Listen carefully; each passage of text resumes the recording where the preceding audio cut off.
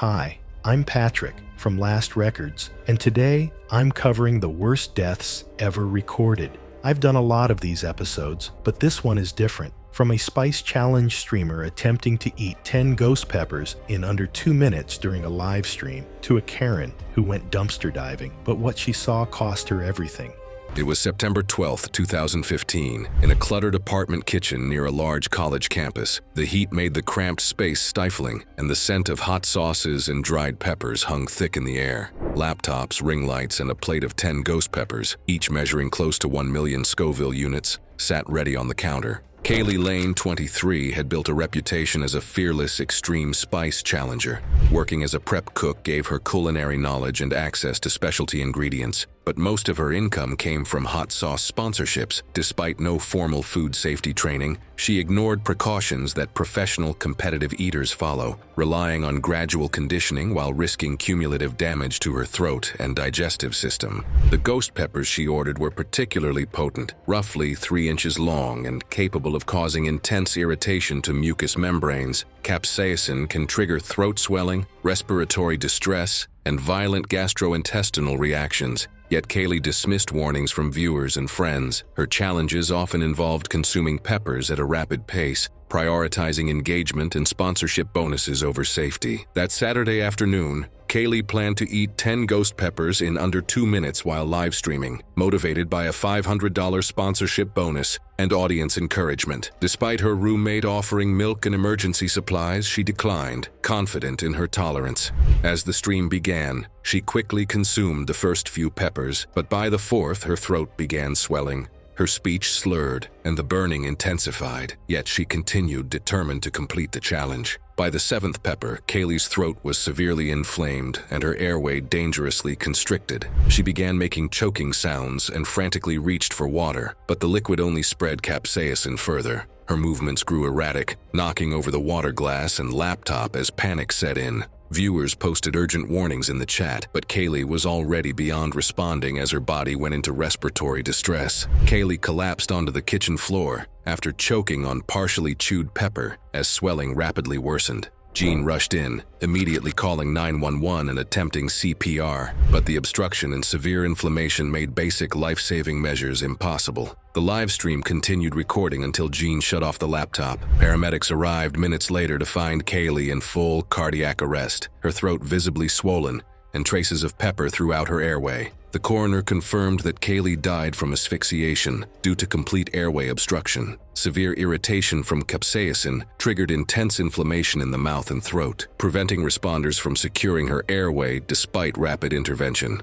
Toxicology tests confirmed no drugs or alcohol contributed to her death. Her passing was entirely the result of the physiological effects of extreme capsaicin exposure. The livestream platform removed the video and implemented policies restricting extreme food challenge content. Kaylee's family established a foundation to promote food challenge safety and educate creators on the risks of extreme spice consumption. The sponsoring hot sauce company faced public backlash and quietly withdrew from extreme challenge marketing, though they bore no legal liability. The incident remains a stark example of the dangers of viral content ambition overriding basic safety. It was October 13th, 2018, and cool evening air drifted across a pier amusement park extending over the Atlantic Ocean near Wildwood, New Jersey. The smell of salt water mixed with boardwalk food as colored lights reflected off dark waves below. Crowds had thinned following the summer season, but weekend visitors still filled the pier's attractions. Colette Brennan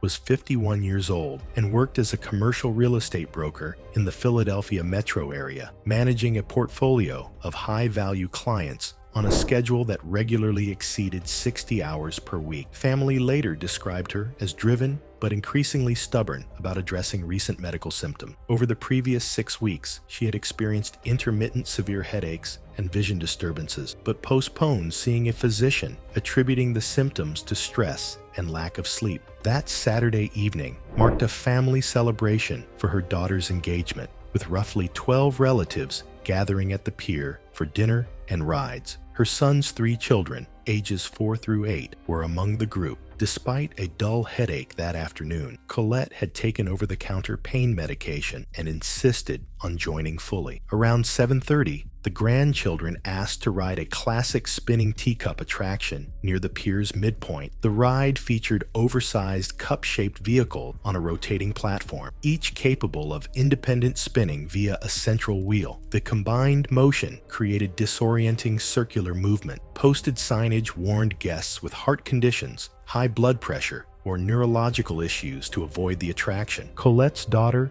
read the warnings aloud and suggested her mother sit out, citing her recent headaches. Colette dismissed the concern and climbed into a cup with her 3 grandchildren, settling the youngest beside her as the operator reminded riders to stay seated individually. The ride began with gentle rotation as the platform accelerated gradually. The children immediately grabbed the central wheel and began spinning the cup aggressively, laughing as the motion intensified. Colette smiled initially, but witnesses in adjacent cups later reported that her expression changed noticeably within the first 30 seconds of the ride. Her face appeared to tense, and she closed her eyes while gripping the cup's edge. Approximately 1 minute into the 2.5-minute ride cycle, Colette's head tilted backward against the cup's interior wall. Her grip on the edge loosened, and her body began to slump. The oldest grandchild stopped spinning the wheel and called to her repeatedly, but she did not respond. As the platform continued rotating, other riders noticed and began signaling to the operator. The operator reduced speed and brought the ride to a stop within 15 seconds. But the gradual deceleration required by safety protocols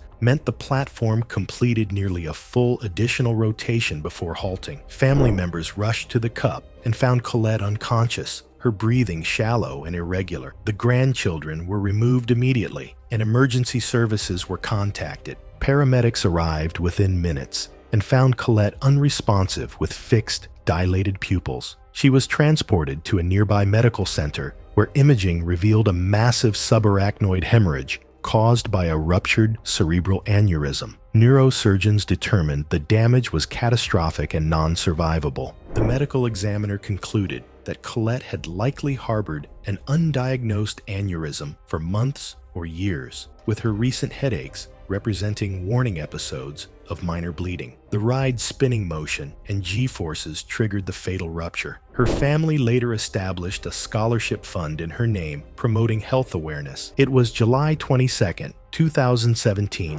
in a private kitchen inside a luxury estate in Scottsdale, Arizona. Afternoon sunlight poured through west-facing windows as temperatures outside reached 104 degrees Fahrenheit. The space had been arranged for content creation, with multiple cameras positioned around granite countertops and high-end appliances. Romina Quayle was 38 years old. She worked in digital content creation, producing lifestyle and wellness content, financed largely through personal wealth rather than sponsorships or ad revenue. Her financial independence allowed her to maintain a fully equipped home studio and treat content creation as a personal project rather than a livelihood.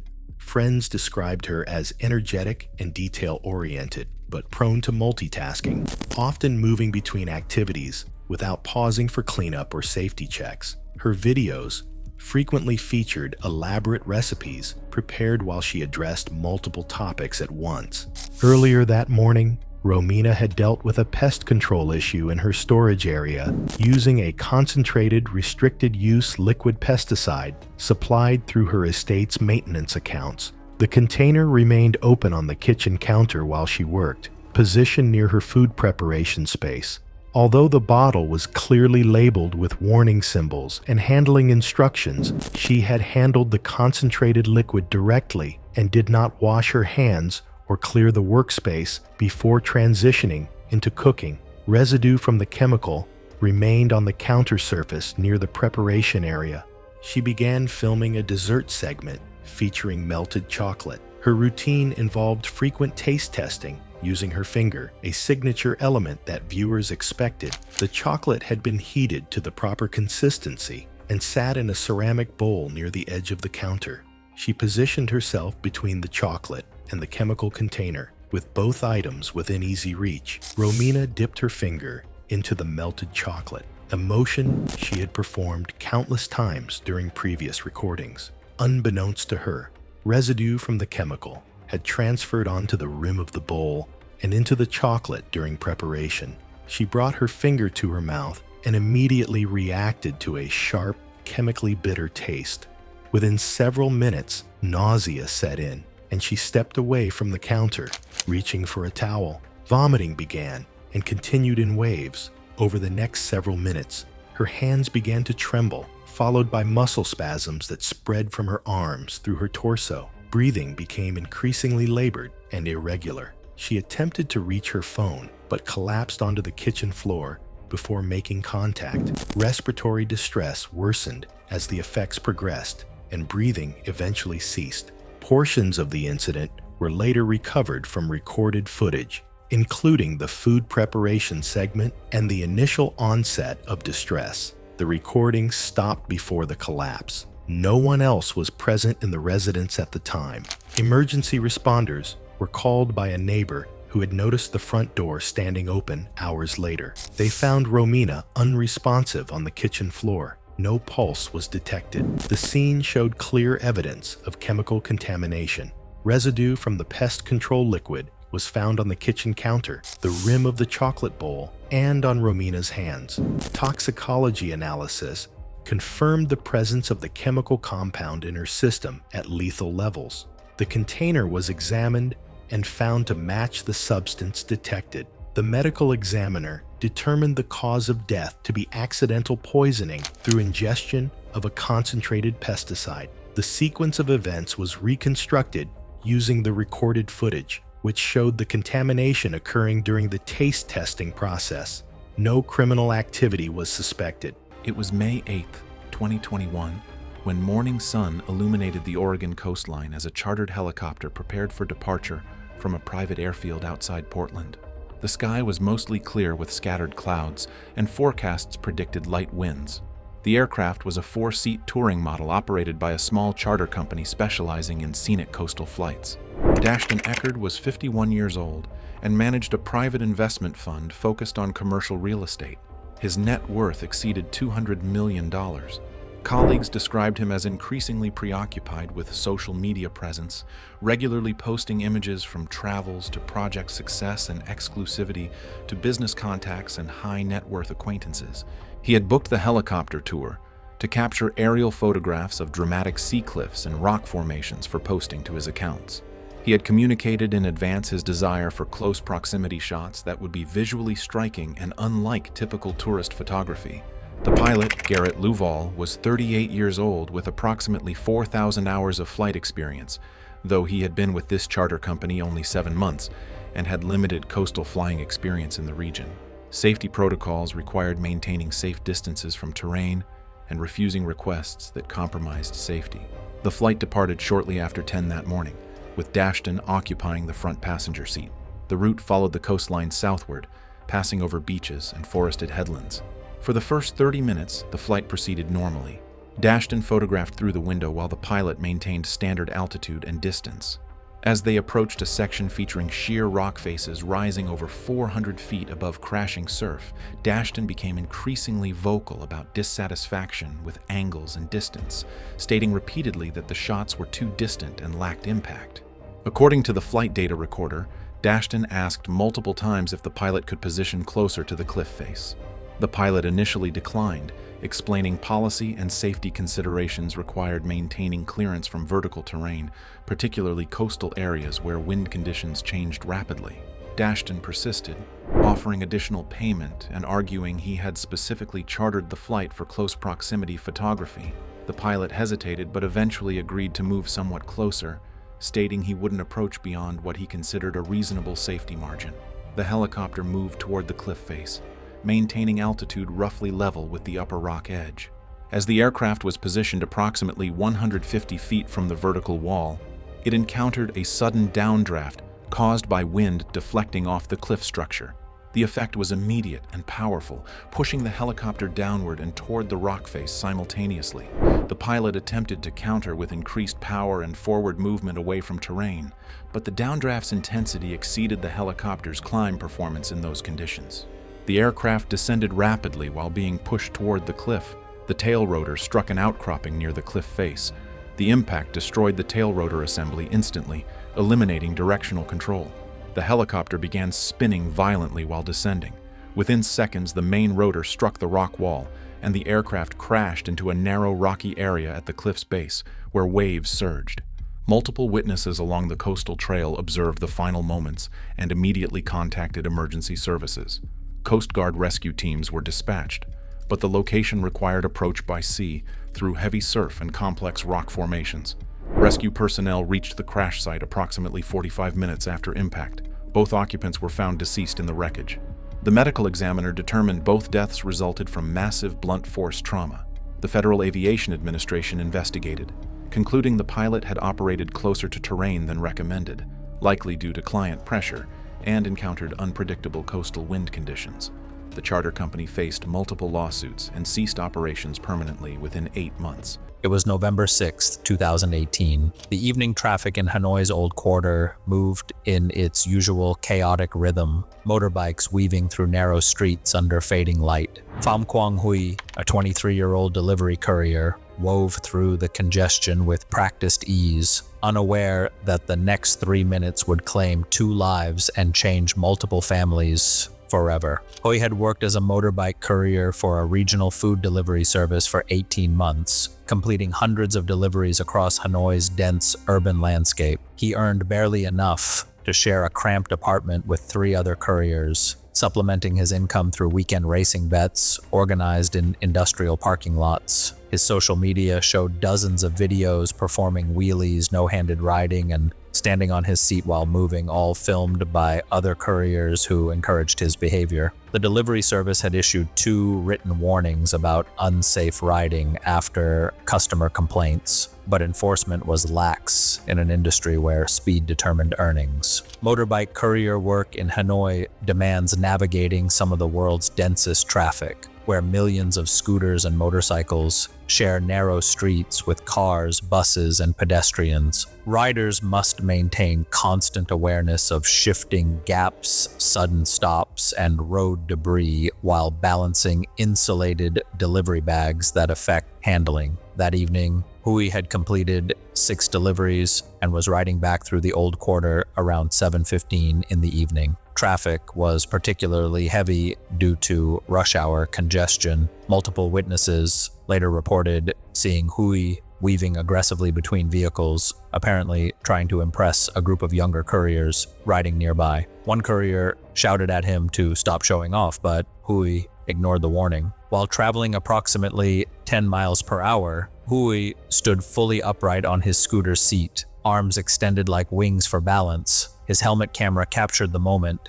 showing his feet planted on the narrow seat as surrounding traffic continued moving. Other couriers were laughing and shouting encouragement. Several nearby riders yelled at him to sit down. 3 seconds after standing, Huy's front wheel struck a piece of broken plastic likely fallen from a vendor's cracked crate in the street. The impact caused the handlebars to jerk violently right. With his weight elevated and no way to correct, Huy toppled backward off the scooter. His body fell headfirst toward the asphalt from approximately 4 feet up. The helmet's outer shell was cracked and the chin strap had come loose, a detail the examiner cited when describing the severity of the head trauma. The unmanned scooter, still moving, glanced left and slid directly into the path of another motorcycle carrying an adult rider and a passenger. The collision threw both riders into the adjacent traffic lane. A public city bus traveling in that lane had no time to brake. Witnesses reported the passenger was struck by the bus's front and ran partly under the chassis, while the rider rolled clear. He remained motionless on the roadway as other riders swerved to avoid him. Paramedics arrived in about 11 minutes following an emergency call from one of the motorists. Huy showed no vital signs at the scene. The passenger was rushed to a municipal hospital but declared dead on arrival. The medical examiner determined Huy died from fractures of the cranial vault with extensive intracranial hemorrhage consistent with high-energy blunt trauma. The passenger's autopsy revealed fatal chest compression and massive internal bleeding. The delivery platform deactivated Huy's courier account posthumously and released a short safety advisory warning against stunt riding. The surviving rider relocated outside Hanoi and requested privacy. Hui's courier route was quietly reassigned 3 days later with no company statement. It was January 18th, 2015, at an I-280 off-ramp in San Jose. Afternoon traffic crawled slowly through the congested lanes as commuters made their way home. Storm clouds gathered overhead, casting a gray, oppressive light over the freeway and nearby surface streets. Thomas Bell, 42, had spent 14 years climbing the warehouse management ladder, known for his methodical approach and strict attention to safety, though productivity regularly exceeded targets. He lived in a suburban home with his wife and 2 teenagers, drove a well-maintained 2012 Honda Accord, and prided himself on his spotless driving and professional record. Colleagues respected his leadership, but also found him exacting, sometimes distant, and prone to micromanaging. Cedric Crowley, 35, a warehouse supervisor passed over for promotion, harbored deep resentment after a public reprimand, and perceived humiliation in front of colleagues. Crowley, who had struggled financially while supporting his family, felt his career stagnate while Thomas advanced, fueling a simmering bitterness over years of perceived slights. That morning, while Thomas attended a client meeting, Cedric used his master key to access Thomas's car in the employee garage, where a partially enclosed maintenance bay allowed access to the engine compartment. Using a utility knife, he partially severed the exposed brake line, creating a slow leak he believed would go unnoticed until it was too late. Thomas finished his shift at 4:30 p.m. Unaware his vehicle had been tampered with, he packed his briefcase, said goodbye to colleagues, and headed toward the company parking structure. Traffic was heavy, with minor accidents diverting vehicles onto I-280. Scattered thunderstorms reduced visibility, though conditions were not severe enough to delay travel. Thomas merged onto the freeway, tapping the brakes occasionally as traffic slowed near the Cupertino exit, oblivious to the fluid silently seeping from the compromised line. Meanwhile, rideshare driver Javier Morales, 28, had just completed an evening drop-off and was heading home to his pregnant wife and 2 young children. As he approached the off-ramp, he merged behind Thomas's sedan, descending the steep gradient. When Thomas pressed the brake pedal, it dropped sharply with little effect, the ruptured brake line bleeding pressure from the system. Thomas pressed the brake pedal repeatedly, but the vehicle failed to slow. He turned sharply to the left, striking the concrete guardrail at roughly 45 miles per hour. The impact deployed the airbags and the sedan rebounded into traffic, colliding directly with Javier's car. The force of the collision triggered a chain reaction. 4 additional vehicles were caught in the crash, and Javier's car was crushed beneath a delivery van. The sound of twisting metal and shattering glass echoed along the off-ramp as drivers scrambled to brake, honk, and call 911. Thomas was trapped in his vehicle, conscious but disoriented with broken ribs and a severe concussion. Javier remained pinned and unresponsive, requiring fire crews 38 minutes to extract him using hydraulic tools. Nearby dashboard cameras captured the entire sequence.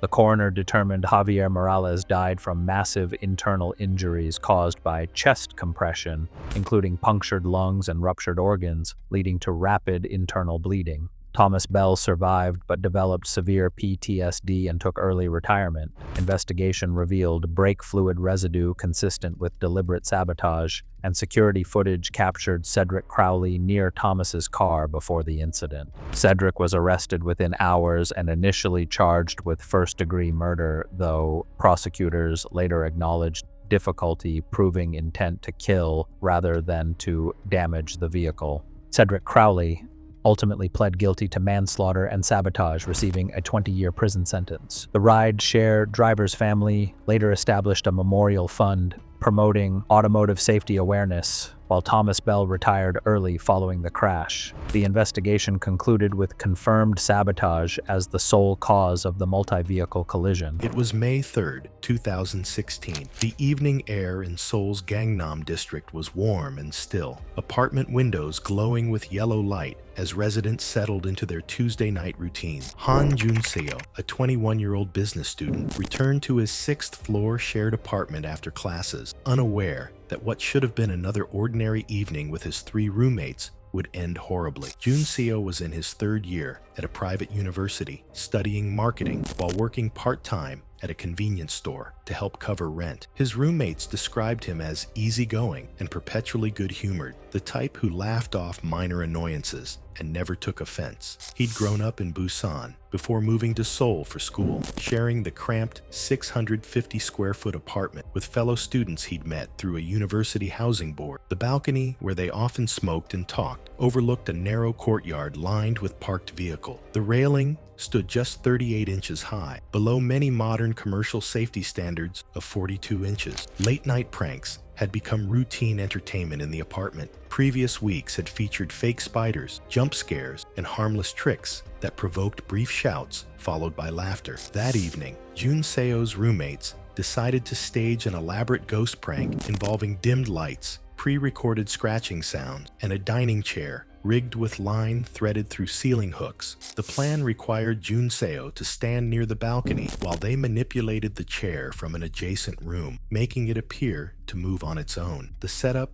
took nearly an hour. One roommate positioned speakers behind furniture, while another secured the line and tested the chair's movement. They deliberately chose the balcony area because the confined space would amplify Jun Seo's reaction, making the prank more effective for the video they intended to record afterward. But no footage of the actual fall exists. Nobody considered the proximity to the railing or questioned whether startling someone near a sixth-floor ledge presented obvious dangers. Jun Seo had returned from the convenience store at 9:45 in the evening, tired from a double shift. By 10:30 in the evening, everything was ready. The roommates convinced Jun Seo to step onto the balcony under the pretense of checking a noise outside. He stood roughly 2 feet from the railing, facing inward toward the apartment. Lights dimmed, the scratching sounds began playing. Then one roommate yanked the line hard, causing the chair to jerk violently across the floor toward Jun Seo. The sudden movement triggered exactly the reaction they'd wanted. Jun Seo flinched backward instinctively, his arms raised defensively. His right heel struck the low railing at an awkward angle. The metal bar caught him just below the knee, and momentum carried his upper body over the edge. Before his hands could grab anything, he dropped silently into darkness. The impact came in 2 stages. His body struck the roof of a parked sedan directly below, the metallic crunch audible throughout the courtyard. The force deflected him onto the pavement between vehicles,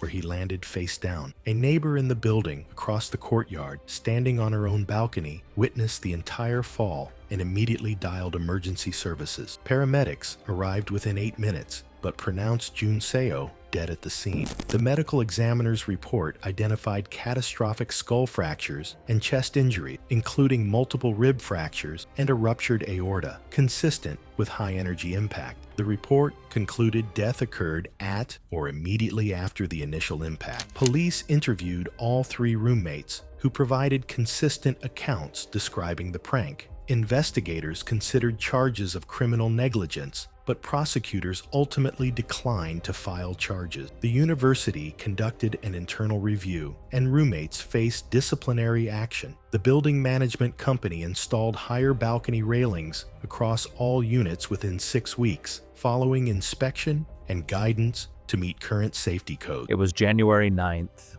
2019, behind a large shopping mall in Tukwila, Washington, where the morning waste collection schedule had been delayed by 2 hours due to equipment maintenance issues at the disposal facility. The commercial dumpster compactor servicing the food court was scheduled to run its weekly compression cycle early in the morning, but delays meant the operation occurred during hours when unhoused individuals often sought shelter from winter temperatures. Orlando Serrano, 52, had been living outdoors for 8 months after losing his apartment when disability payments were reduced following a bureaucratic review of his chronic back condition. A former assembly worker with over 20 years of experience, Orlando had been laid off during workforce reductions and struggled to find employment that accommodated his mobility limitations from a workplace injury.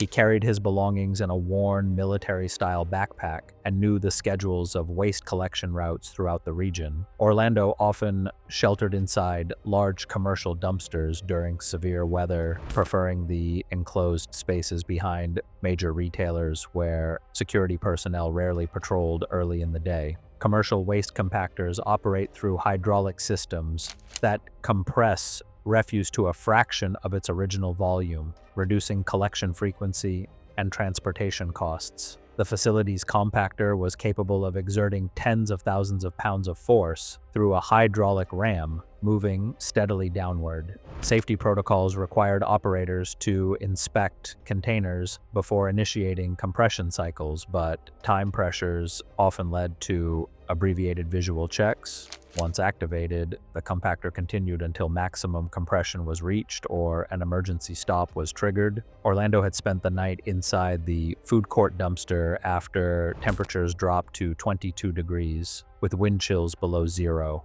The container provided wind protection and retained some ambient heat from restaurant waste. That morning, the compactor driver arrived behind schedule. He conducted a cursory inspection of the exterior, but did not open the heavy steel lid to check for occupants, a safety step typically required but often skipped to maintain tight schedules. The driver activated the compactor from the truck cab, the engine revving loudly to power the hydraulic system as the steel compression plate moved downward. Orlando, trapped beneath cardboard boxes and accumulated food waste, became aware of the movement, but could not exit the container. The heavy lid limited any escape, and the compression plate moved downward toward his position near the rear wall. The hydraulic ram continued compressing the contents of the container. The hydraulic ram pressed Orlando against the steel walls and floor. Investigators later noted evidence of rib fractures and internal trauma consistent with compression.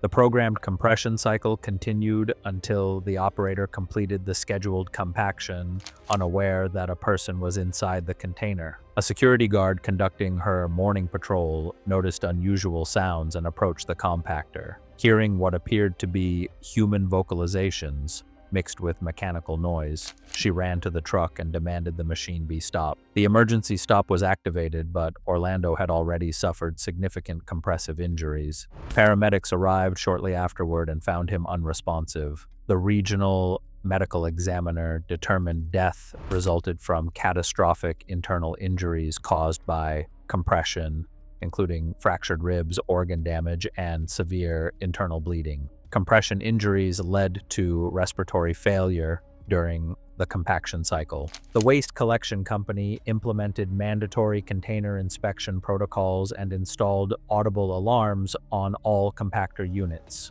Orlando's surviving family received a financial settlement, which they used to support programs providing meals and shelter to unhoused individuals. It was April 22nd, 2016. The afternoon sun beat down on a sprawling urban theme park in Sao Paulo, Brazil, where hydraulic launch systems sent steel coasters screaming through loops and inversions.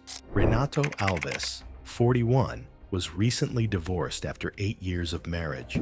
He'd thrown himself into work at a major logistics company, supervising overnight teams loading international freight containers. Co-workers described him as reliable but increasingly isolated, spending lunch breaks scrolling through his phone rather than socializing.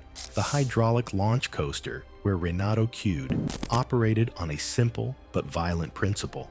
A catch car accelerates the train from rest to 62 miles per hour in around 3 seconds, using compressed nitrogen and hydraulic pressure, generating forces between 1.3 and 1.7 G. Riders are pinned against their seats as the train rockets down a steel trough before climbing approximately 180 feet vertically. The launch track sits in a recessed channel barely 3 feet wide, surrounded by low barriers designed only to prevent accidental falls, not deliberate entry. That afternoon, Renato boarded the front row. As the train locked into position, his phone slipped from his pocket, tumbling into the launch trough below. After the operator released all restraints during the standard unload cycle, Renato stepped out and called for staff assistance. A 19-year-old seasonal trainee assisting at the platform, working his second week, told Renato he'd have to wait until closing time for retrieval per park policy, while a certified lead operator controlled dispatch from the console. Renato watched his phone lying face up on the steel, notifications still lighting the screen. The lead operator cycled the system toward the next launch after Renato exited the platform and moved into the public egress lane. Renato left the loading platform but didn't exit the ride area. Instead, he noticed the low service barrier near the station exit, barely waist-high, designed only to mark the restricted zone. Maintenance logs would later show that the automatic light curtain safety system had been bypassed under a temporary manual override during contractor calibration work after repeated nuisance faults 3 days earlier and never reactivated. Witnesses saw Renato duck under the barrier and lower himself into the launch trough during what he believed was a loading pause. He crouched between the steel guide rails, reaching for his phone. The hydraulic system, already fully pressurized and staged, received its automated launch signal. There was no countdown audible to anyone in the trough. The launch tone sounded. Hydraulic pressure ramped to operational maximum almost instantly, while the train's acceleration profile remained electronically limited. The 24-passenger train, weighing approximately 18 short tons fully loaded, accelerated forward. Renato looked up as the train's aerodynamic nose struck his upper back and right shoulder, driving him sideways into the steel trough wall. His body compressed between the passing train and unyielding metal as every car rolled over him in sequence. The train completed its circuit before load monitoring sensors at the brake run detected abnormal resistance data and triggered a system fault, locking dispatch and alerting operators as the train entered the magnetic brake section. Screaming passengers and ride operators called park security immediately.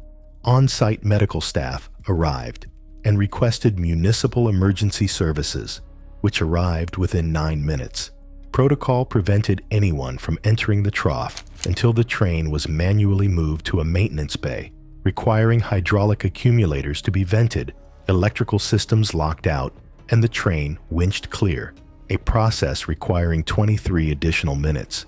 When responders finally reached Renato, he had suffered catastrophic lower body crush trauma and was pronounced dead at the scene. The medical examiner's report documented multiple rib fractures, severe internal organ destruction, extensive pelvic fragmentation, and traumatic amputation of the left leg above the knee. The investigation revealed disabled safety systems, inadequate barrier height, and absent warning protocols, pending trial from authorities. Renato's ex-wife identified his remains using a wrist tattoo. It was July 2017, and the late afternoon sun blazed mercilessly over a community pool in Mesa, Arizona. The concrete deck radiated heat waves that shimmered in the 110-degree temperature, while the chlorinated water provided the only relief from the desert's oppressive climate. Pool staff had begun their closing procedures, placing orange cones around equipment and posting temporary closure signs near the diving area. Lula Jett, a 54-year-old event coordinator known for her domineering personality and confrontational approach to authority, had arrived just as lifeguards announced the facility's closing time. Her aggressive nature and sense of entitlement had made her unwelcome at several local venues. The pool's 12-foot diving platform had been marked off-limits for routine cleaning and maintenance. Despite clear verbal announcements and visible closure signs, Lula became increasingly agitated with the staff's refusal to accommodate her demands. She physically moved lane dividers that had been positioned to block access to certain areas, ignoring the lifeguards' explanations about safety protocols. Her behavior escalated as she accused the young employees of deliberately targeting her, her voice carrying across the pool deck as other patrons looked on uncomfortably. The diving platform's surface remained wet from the day's activities and recent cleaning procedures. Warning signs had been posted at the base of the ladder, clearly indicating that the area was temporarily closed to swimmers. Lula dismissed these precautions and began climbing the metal ladder despite repeated warnings from staff members who had gathered below. Once on the platform, Lula positioned herself at the edge and demanded that staff take photographs of her dive. She blocked the ladder with her body, preventing lifeguards from reaching her while she posed for pictures. The wet concrete surface beneath her feet had become increasingly slippery as water from the cleaning process continued to evaporate. As Lula adjusted her stance for another pose, her feet lost traction on the slick platform surface. She slipped sideways mid-stride, her arms flailing as she attempted to regain balance. The fall occurred rapidly, with her body rotating as gravity pulled her toward the pool deck below. Her body rotated sideways, and her neck and upper spine struck the concrete pool edge with catastrophic force, fracturing several vertebrae and violently rotating her body. A fraction of a second later, her skull struck the same concrete edge head first. The impact caused a high cervical spinal cord injury, resulting in immediate loss of consciousness and respiratory arrest. Lula's motionless body entered the pool face down, sinking immediately beneath the surface. The lifeguards, who had been positioned nearby due to the ongoing confrontation, reached her within seconds and pulled her from the water onto the pool deck. Emergency medical personnel arrived within minutes, but their resuscitation efforts proved unsuccessful. The combination of severe spinal trauma and skull fracture had caused immediate and irreversible damage. Lula was pronounced dead at the scene, with the primary cause listed as catastrophic blunt force trauma. Investigators documented the sequence of events through witness statements from multiple staff members and pool patrons who had observed the confrontation. Security cameras captured portions of the incident, including Lula's unauthorized access to the closed diving platform and her subsequent fall. The medical examiner's report confirmed that the vertebral fractures and skull trauma were consistent with a fall from the 12-foot platform onto the concrete pool edge. The facility reopened the following day after a thorough safety inspection. It was April 14th, 2019, when spring sunshine illuminated the steel tracks of a prominent roller coaster at a major theme park outside Orlando, Florida. Mid-morning temperatures approached 78 degrees as crowds filled the pathways during spring break season. The attraction towered above surrounding rides, its red and white track visible throughout the park. Theron Vasquez, 19, was finishing his freshman year at a state university, studying business administration and pledging a fraternity known for high-profile social events. Standing 5'10" and weighing 160 pounds, he had traveled to Florida with 6 fraternity brothers for spring break. Friends described him as eager to gain approval from older members and often willing to take risks to fit in. The group arrived at the park shortly after opening and headed first to a roller coaster featuring multiple inversions and speeds exceeding 65 miles per hour. Theron boarded a middle car with 3 fraternity members, securing his phone before a ride attendant checked his restraint. The ride ended without incident around 10:40 a.m., but while exiting, Theron realized his phone was missing. After searching unsuccessfully, an older fraternity member suggested it had likely fallen onto the track and was probably destroyed, advising him to check lost and found later. Others mocked him for losing the expensive device. Although he initially left with the group, Theron became increasingly upset as they discussed the loss. Near a merchandise stand, he separated from them and returned toward the roller coaster's exit pathway. Instead of re-entering the station, he approached a restricted gate beside the ride, marked with warnings prohibiting entry and cautioning against moving vehicles. Witnesses later reported seeing Theron climb over a 4-foot chain link fence that separated the public walkway from the ride's maintenance area. He dropped down into a landscaped section beneath the track structure and began scanning the ground near one of the ride's support columns. The area was clearly visible from the queue line, and multiple guests noticed him moving through the restricted zone. Several shouted warnings, but he did not respond. The roller coaster operated on a computerized dispatch system that released trains at timed intervals. Theron moved along the ground beneath the track, searching near support footings and landscaped beds. He eventually reached a section where the track swept low to the ground following a banked turn, passing just several feet above the surface before climbing into the next element. Guests in the queue line later described shouting and pointing as another train came through the turn at speed, but the noise made verbal warnings ineffective. Theron appeared to notice the approaching train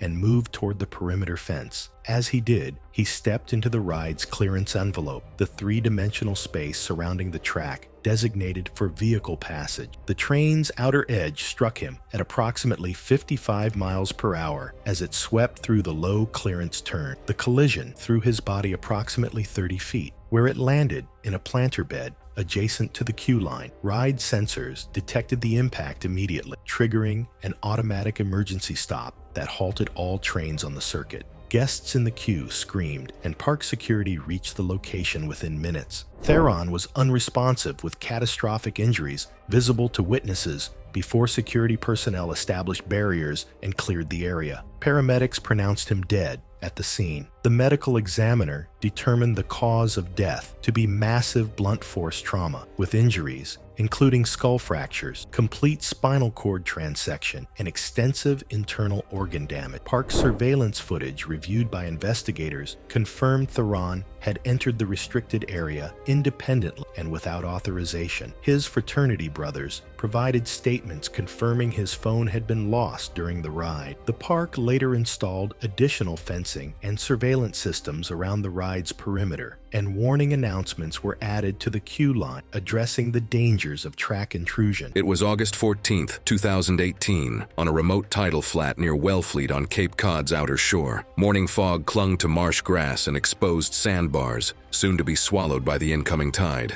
The isolation and rhythmic sound of distant waves masked hidden dangers, including pockets of liquefied sand capable of trapping even experienced outdoorsmen. Chanel Milan, 26, had built a following by presenting wilderness survival as an accessible lifestyle rather than a technical skill. Working a full-time marketing job, she used weekends and vacation time to film dramatic outdoor content for sponsorships from gear and supplement companies. Her videos emphasized visually striking survival scenarios, often skipping essential safety measures, emergency backups, or proper training. Decisions that had already resulted in several close calls she downplayed in her edits. Tidal marshes and exposed sandbars are notoriously treacherous, hiding quicksand-like sediment that appears solid but liquefies under pressure, while incoming tides turn minor missteps into time-critical emergencies. Though Chanel had reviewed satellite images and tide charts, she lacked the local knowledge to recognize subtle warning signs like unusual vegetation patterns or soft, discolored sand,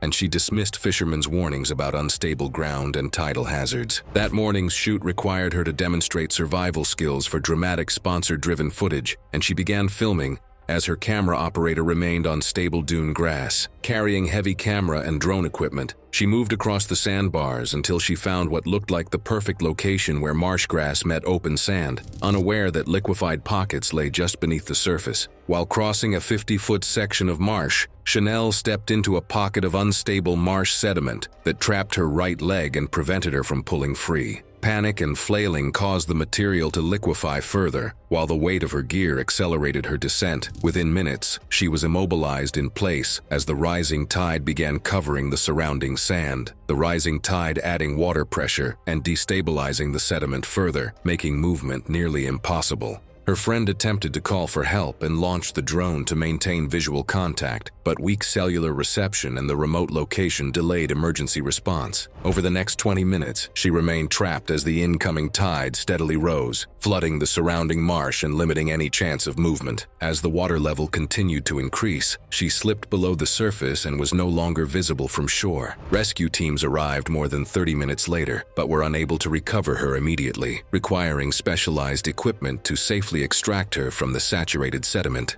The coroner confirmed that Chanel died from drowning after becoming trapped in unstable marsh sediment as the incoming tide rose. Her lungs and stomach contained significant fine sediment consistent with the tidal marsh environment. Abrasions on her arms and hands indicated prolonged struggle, but there were no other injuries contributing to her death. The combination of quicksand entrapment and rising tide made survival unlikely even with immediate intervention. Following the tragedy, Local authorities added warning signs and barriers around hazardous areas. Chanel's family posthumously edited her content to create educational materials about tidal marsh safety. Sponsoring outdoor companies ended extreme survival influencer programs, and drone footage was donated to marine safety organizations for training purposes. Chanel's story became a cautionary tale among adventure bloggers about the critical importance of proper training, local knowledge, and safety protocols in dangerous environments. It was August 3rd, 2016. Lake Havasu stretched across the Arizona desert under intense afternoon heat, with water temperature reaching 84 degrees Fahrenheit.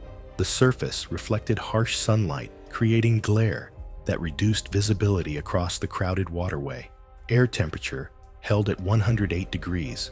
Multiple recreational watercraft moved through the area, generating crossing wakes and choppy conditions. The restricted zone near the marina typically saw heavy traffic during peak hours, with boats and personal watercraft operating in close proximity. Brixter Trine was 34 years old. He worked in digital currency investment and had accumulated significant wealth through early market positions. Friends described him as risk-seeking, competitive, and drawn to activities that provided social media content. He had developed a reputation for performing stunts on various equipment, often disabling safety features to achieve more dramatic results. His approach to recreational activities typically prioritized spectacle over precaution. That afternoon, Brixter had rented a high-performance personal watercraft designed for experienced operators. The machine featured electronic speed limiting and stability controls. He declined the offered life vest, stating it would interfere with his planned filming. Before departing, he disabled the speed governor, overriding the manufacturer's safety restrictions. The waterway was busy with weekend traffic, creating multiple wake patterns and unpredictable water conditions. He began recording sharp turn maneuvers at high speed. The watercraft was traveling at approximately 55 miles per hour when it encountered a large wake from a passing boat. The crossing waves struck the hull at an angle, causing the nose to pitch upward suddenly. The machine became airborne briefly before the front end tilted beyond the recovery point. Brixter was ejected forward at full speed. He struck the water head first from a height of roughly 8 feet. The impact occurred at the original travel speed, creating impact forces comparable to a solid surface at that speed. His cervical spine fractured immediately upon contact. The injury severed the spinal cord, causing immediate incapacitation. His body went limp and submerged face down in the choppy water. Nearby riders witnessed the ejection and moved toward the site. They reached him within approximately 2 minutes and pulled him to the surface. No movement was detected in his arms or legs. His head tilted at an unnatural angle. One rider supported his neck, while another called for emergency assistance. They maintained flotation while waiting for responders. Emergency medical personnel arrived by boat within 8 minutes of the initial call.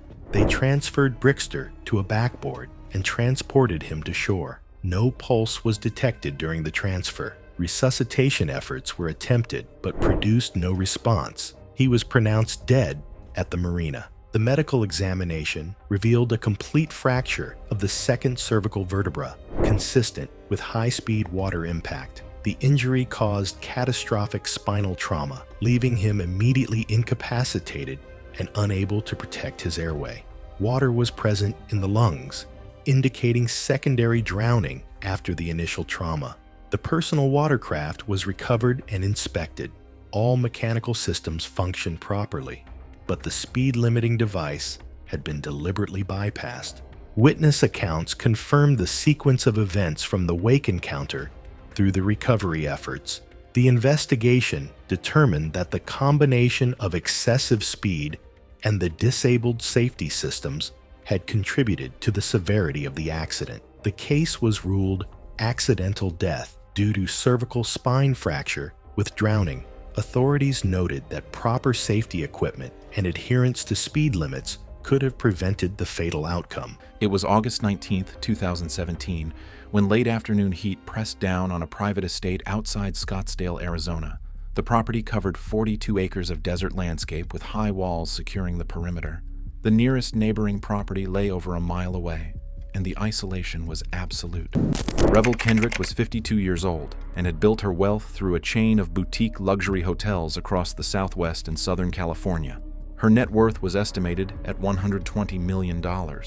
Associates described her as someone who treated expensive possessions as extensions of her identity, collecting rare and exotic things the way others collected art, driven by the need to own what few others could. The estate included a large reinforced enclosure housing a Bengal tiger she had acquired through connections to exotic animal dealers operating outside legal channels. The male tiger weighed approximately 450 pounds and had been declawed as a juvenile but retained full dentition and natural predatory instincts. Arizona law prohibited private ownership of dangerous exotic animals without permits, and Revel had no authorization. She employed a handler with limited experience who worked only 4 days per week. The enclosure measured roughly 60 feet by 40 feet with reinforced fencing and concrete flooring. Posted protocols required the tiger be secured separately before anyone entered for cleaning or maintenance. The handler had repeatedly emphasized that direct interaction without barriers was dangerous regardless of familiarity. That Saturday afternoon, the handler was not scheduled. Revel had been hosting a gathering earlier, and guests had expressed interest in seeing the tiger. After they departed, she walked to the enclosure alone around 5 in the evening, carrying her phone for photographs. Based on evidence later reviewed by investigators, Revel stood at the gate for approximately 30 seconds, observing the tiger resting in the shade at the far end. She unlocked the gate and entered the main enclosure, leaving it open behind her. The tiger stood immediately, watching as she walked several steps inside. She held up her phone, apparently attempting to frame a photograph. The animal moved toward her at a walking pace. Revel appeared to speak and gestured with one hand.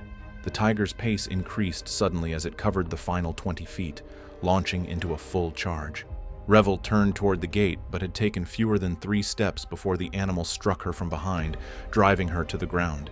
The attack continued for several minutes.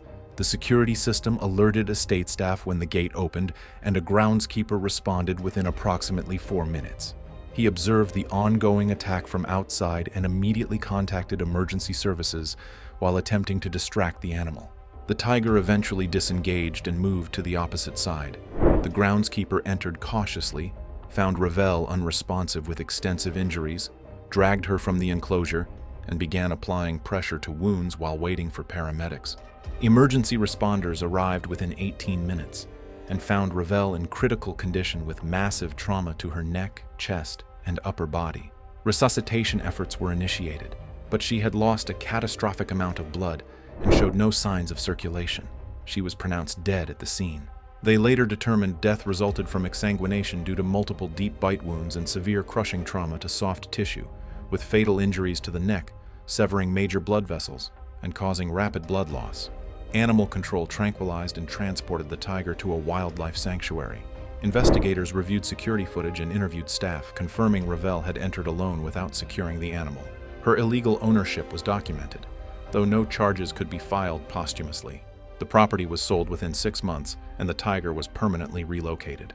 It was October 3rd, 2017, at a suburban daycare center in Austin, Texas. The afternoon sun warmed the playground. Laughter echoed from children on swings, and caregivers moved between snack time and nap time. Nothing suggested that the day would end in tragedy. Among the staff was Marissa Clark, 29, a dedicated preschool teacher known for her strict adherence to safety rules and routines. She insisted that gates remain latched, toys be sanitized, and children be supervised at all times. Parents appreciated her vigilance, but some co-workers found her meticulous approach frustrating, especially James Frazier, a maintenance assistant who often resented being corrected for safety lapses. Over the months, Marissa had reported James multiple times for skipping safety checks, leaving gates unlatched, using broken equipment, and neglecting minor repairs. Each report triggered formal warnings from management. James felt humiliated and blamed Marissa for what he saw as constant interference in his work. Co-workers later testified that he frequently expressed frustration with her and resentment toward her oversight. On the afternoon of September 14th, Marissa moved between classrooms and the playground, checking on activities and supervising the children. James, aware of her habits and the times she usually visited the sandbox, went to the storage shed earlier that day. There, he unlocked the emergency release mechanism for the large sandbox gate and carefully adjusted the hinge and latch so that the gate appeared secure but would fail under pressure. Marissa approached the sandbox area to supervise the children and bent to lift a backpack near the edge. The large gate she leaned against, previously appearing solid and secure, gave way almost immediately. The hinge, weakened and altered, failed silently at first. Then the top of the gate swung outward with sudden force, striking her chest and driving her backward against the concrete edging of the sandbox. The impact knocked the breath from her lungs and she stumbled before the heavy metal frame pinned her torso, trapping her against the hard surface. Marissa's arms shot out instinctively, fingers clawing at the gate and the surrounding sand as she tried to shift her weight and free herself. Each movement only caused the gate to press harder against her, the angle and leverage working against her. The cold metal frame cut into her clothing and skin, leaving marks as she struggled. Her breathing grew labored, chest rising and falling in shallow gasps as panic set in, and the children's cries filled the air with a piercing urgency. Nearby staff rushed to lift the gate, but the heavy metal shifted unpredictably, trapping her further. Marissa twisted and pushed with all her strength, struggling to breathe as pressure built. Children cried out or froze in fear while staff coordinated their efforts, but the altered hinge and weight kept her pinned. After several agonizing minutes, her movements slowed, and she went limp. The playground descended into chaos as caregivers comforted the children and called emergency services. The medical examiner later determined that Marissa Clark died from compressive asphyxia and blunt force chest trauma caused by prolonged pinning against the concrete edge. Investigators traced the tampering to James Frazier, who admitted adjusting the gate after repeated complaints. Prosecutors determined the act was intentional, targeted, and carried a clear awareness of potential lethality. James was convicted of second-degree murder and sentenced to 20 years in prison. The daycare center reinforced all gates, implemented dual verification for maintenance, and restricted solo access to storage areas. Marissa Clark's death was officially documented as a deliberate act of revenge. It was June 14, 2014. The afternoon sun beat down on the concrete spillway of a rural hydroelectric dam in eastern Tennessee, where water thundered through open gates into the river below. Rowan Hensley, a 34-year-old warehouse loader from nearby Cookville, climbed over the chain-link fence despite red warning signs. Rowan worked third shift at a regional distribution center, loading pallets onto trucks for barely above minimum wage. His co-workers described him as restless and attention-seeking, constantly showing off photos from restricted locations he'd visited on his days off. For the past 8 months, he'd been posting increasingly dangerous trespassing shots to a private online group dedicated to urban exploration. His feed showed him standing on active railway bridges, climbing cell towers, and perching on construction crane arms. The validation from the group's 200 members had likely become an obsession. Investigators later obtained server logs and device backups, confirming the posts even after the chat thread was deleted in the aftermath. Dam spillways are among the most dangerous hydraulic structures in existence. When floodgates open, millions of gallons surge through concrete channels designed to dissipate energy through stepped baffles and turbulent pools. The churning water creates powerful hydraulic currents that trap objects in endless recirculation loops. Engineers specifically design spillway faces with rough textures to slow water flow, but recent rainfall had covered the concrete with slick algae growth, creating a nearly frictionless surface. That Saturday, heavy storms upriver had forced dam operators to open 2 gates for flood control, posted signs at every access point, warned of lethal currents, and prohibited entry. According to his online footprint, Rowan had chosen this location specifically because a group member had challenged him to photograph himself at the spillway's edge while water was flowing. Several fishermen downstream later reported seeing him climb the fence around 2:30 in the afternoon. and shouted warnings that he ignored completely. Rowan walked across the wet concrete toward the spillway edge, phone extended. The algae coating was worse than it appeared from a distance. He approached within 3 feet of where water disappeared over the edge, his left boot suddenly sliding sideways on the slick surface. His arms windmilled briefly as his body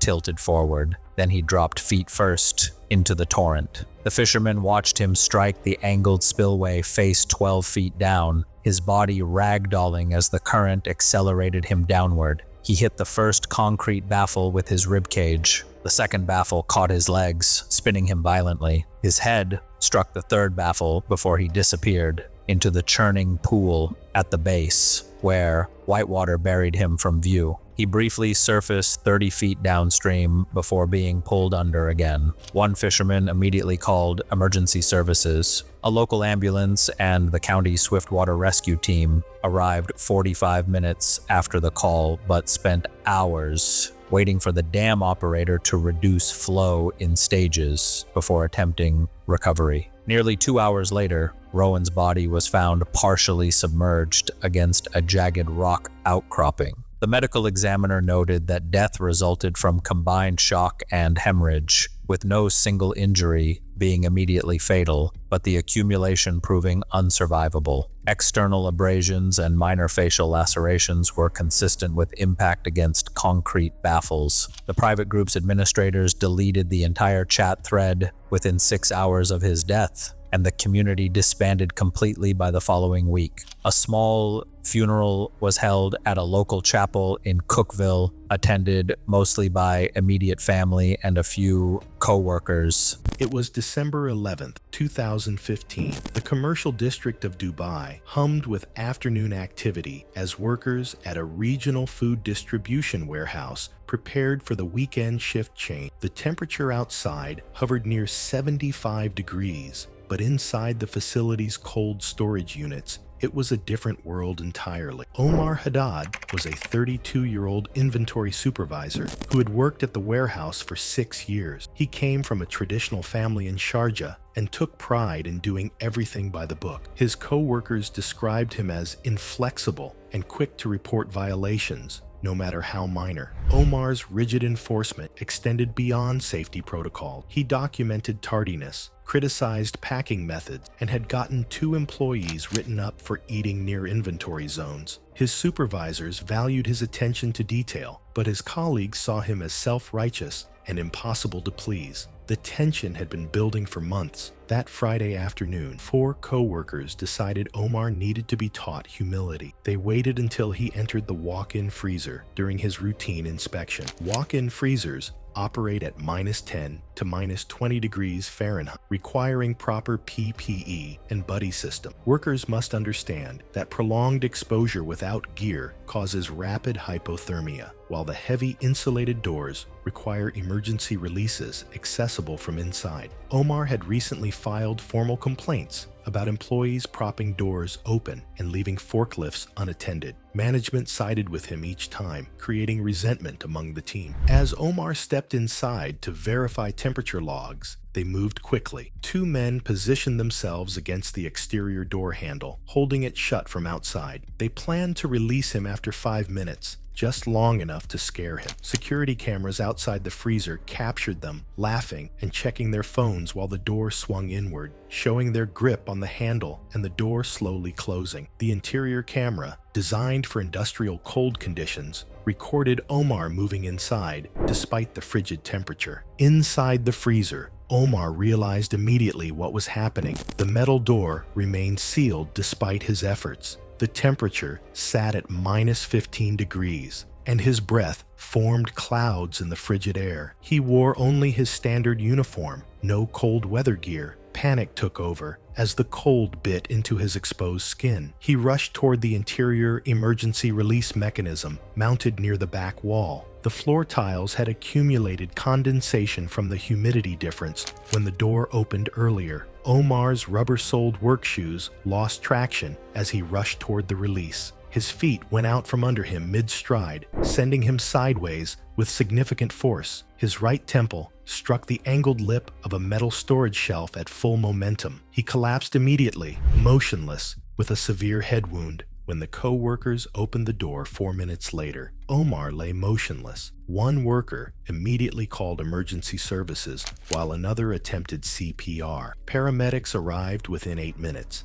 and declared him dead at the scene. Investigators later confirmed a skull fracture had lacerated the middle meningeal artery, causing a rapidly expanding epidural hematoma that led to death within minutes. Omar's family held a funeral attended by over 300 mourners. They described him as devoted, principled, and meticulous in both work and life. The warehouse conducted a full safety review, installing upgraded emergency releases on all freezer doors and retraining staff on cold storage protocol. The 4 co-workers were charged with involuntary manslaughter. 2 received prison sentences of 4 years each, while the others got suspended sentences and deportation orders. In the months afterward, Omar's death remained a cautionary example in training sessions. It was August 23rd, 2019, in Scarsdale, New York. The morning was humid as heat advisories were issued across the region. Fall saturated the soil and left large trees unstable. One such tree,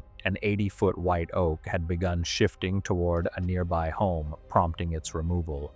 Chrysler Comia, 34, had been working in the canopy for nearly 2 hours. He ran a small tree removal business he had built over 8 years after earning professional arborist certification.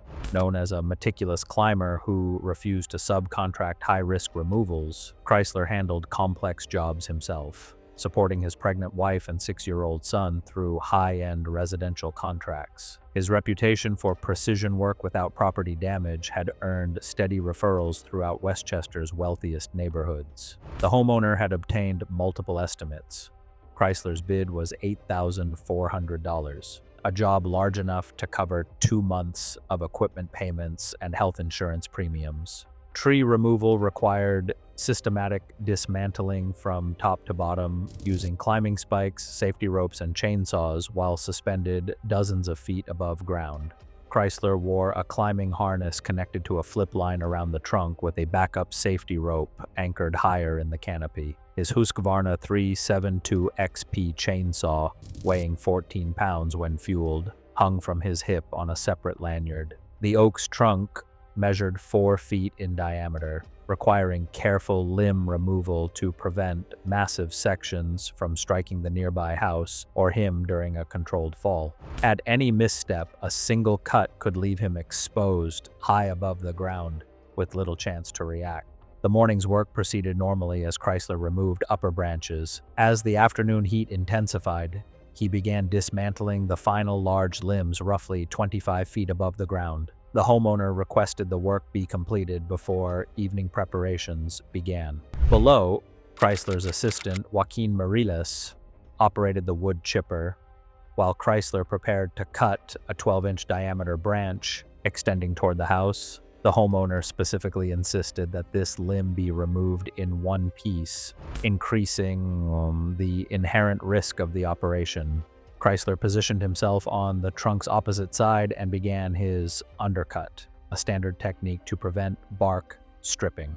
The branch, waterlogged from recent rains, was significantly heavier than expected.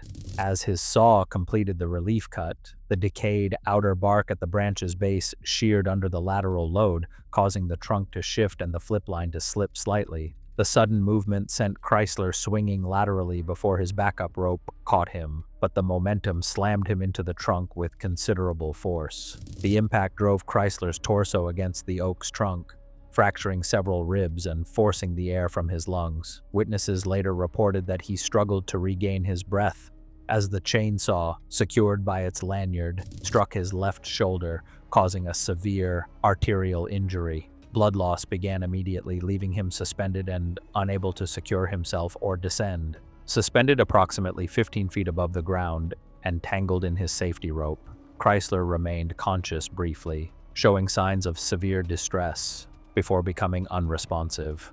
according to Joaquin. Emergency services were called, but by the time firefighters arrived and lowered him using an aerial apparatus, he had already succumbed to his injuries. The medical examiner ruled the cause of death as exsanguination due to an arterial laceration, with contributing blunt force chest trauma, rib fractures, and probable concussion. Eye investigators concluded he died within minutes of the impact while suspended in his safety equipment. The homeowner's insurance carrier later reached a settlement with Chrysler's widow. The tree service ceased operations within 6 months, and the ground worker present at the scene left the industry permanently. It was May 7th, 2013. The afternoon air at a small amusement park outside Bandung, West Java, Indonesia, was thick with humidity and the mechanical hum of aging rides. Andy Prasetyo, a 24-year-old motorcycle mechanic, stood with 4 co-workers near the tilt-a-whirl attraction, laughing as maintenance crews prepared to restart the ride after a minor breakdown. Andy had worked at a motorcycle repair shop in central Bandung for 6 years, building a reputation for fearless hands-on work with engines and moving parts. His confidence around machinery bordered on carelessness. Co-workers recalled him reaching into running engines and dismissing protective equipment as unnecessary for someone with his experience. That afternoon, he'd organized the group outing to the park, his first day off in 3 weeks. The tilt-a-whirl's central motor unit sat in a shallow service pit, accessible from ground level, where maintenance staff had been addressing an oil pressure issue. A significant oil leak had created a 3 to 4 foot long oil slick beneath the motor assembly, the dark fluid pooling on concrete that sloped slightly toward the machinery. The rotating shaft coupling, normally protected by a steel guard, was completely exposed. The safety cover had been removed during maintenance and not replaced before operators restarted the system for a brief, authorized test cycle. A faded yellow maintenance rope that normally restricted access lay pushed to one side of the pit, its warning sign partially obscured. One of his co-workers suggested he could identify the motor problem just by touching the housing. Andy accepted immediately, approaching the pit area with the overconfidence that had defined his career. Park staff were occupied with controls inside a raised operator booth facing the ride platform, leaving the pit outside their direct line of sight. Unaware of what was unfolding near the exposed machinery, Andy stepped onto the oil-slicked concrete, reaching toward the vibrating motor housing. His right foot slipped instantly on the greasy surface. He lurched forward, arms windmilling as he tried to regain balance. His momentum carried him chest first toward the spinning shaft coupling, a thick steel component rotating at several dozen RPM, fast enough that its surface motion was difficult to track at close range. His cotton work shirt made contact with the rotating shaft. The coupling grabbed the fabric immediately. Witnesses saw the shirt wrap around the shaft in less than a second, the mechanical advantage pulling Andy's entire torso into the machinery with brutal force. His chest compressed against the housing as the rotating shaft dragged him deeper into the mechanism. His body's resistance overloaded the drive system, and after several seconds, the motor protection relay tripped on excessive load, automatically cutting power. Andy hung motionless, partially drawn into the machinery. His co-workers screamed for help. Maintenance workers killed all power and began manually extracting Andy from the mechanism. Paramedics were called, arriving within 12 minutes, but pronounced him dead at the scene. The medical examiner's report documented catastrophic thoracic trauma. The examining physician noted that the rotating machinery had compressed the chest cavity beyond survivable limits. During police questioning, Andy's co-workers admitted the dare had been their idea, though investigators ruled the death accidental due to Andy's willing participation and the park's failure to restore protective guarding during the test run, issuing safety citations related to maintenance access control. It was January 2018, and a bitter winter morning had settled over Newark, New Jersey, with temperatures hovering near freezing and light snow dusting the sidewalks. Inside a mid-rise apartment building, Maintenance crews had arrived early to conduct routine elevator inspections required by city safety codes. The building's aging traction elevator system had been experiencing intermittent mechanical issues, prompting management to schedule comprehensive maintenance. Petra Hinge, a 62-year-old leasing assistant known for her controlling personality and abusive treatment of maintenance staff, had developed a reputation for interfering with building operations. Her territorial nature and sense of authority over common areas had created ongoing conflicts with both residents and service personnel. Despite repeated warnings from building management, Petra consistently ignored posted notices. The maintenance team had positioned orange warning cones around the elevator entrance and posted clear signage indicating that the system was temporarily out of service. The traction elevator had been placed in inspection mode, which disabled normal operation and allowed technicians to manually control its position, using a hold-to-run switch for safety checks. During this process, the car often remained misaligned with floor levels, while technicians adjusted its position incrementally. Petra arrived at the elevator bank and immediately began arguing with the maintenance workers, accusing them of deliberately inconveniencing residents. She shoved the warning cones aside and demanded immediate access to the elevator, claiming that her work responsibilities took priority over routine maintenance. The technicians explained that the car was currently positioned several inches below the floor level and that they were actively adjusting it. Despite multiple warnings from the maintenance crew about the dangerous misalignment, Petra forced open the elevator doors using the emergency release mechanism. The gap between the floor and the elevator car was clearly visible. The elevator car was positioned more than a foot below the landing level, creating a dangerous vertical gap. The technicians shouted additional warnings as she approached the opening. Without hesitation, Petra stepped forward with one leg inside the elevator car and her upper body still outside the doorway. Her foot found empty space where the elevator floor should have been, and she fell forward into the gap. At that precise moment, a technician on a different floor was operating the inspection control panel, pressing the hold to run button to jog the elevator car upward to the next alignment position as part of the standard inspection procedure. Petra became trapped at the waist between the rising elevator car and the building's floor edge. The traction system's motor responded to the technician's control input, applying tremendous upward force against her midsection. Her pelvic bones fractured immediately under the crushing pressure as the car moved upward several inches before the technician released the control button. The immense pressure compressed her internal organs, causing severe internal bleeding and damage to vital structures. Petra lost consciousness within seconds as her body went into traumatic shock. The maintenance crew immediately activated emergency stop procedures and attempted to reverse the car's position, but the damage had already occurred during the brief mechanical movement. Emergency medical personnel arrived within minutes, but the severity of Petra's injuries made successful treatment impossible.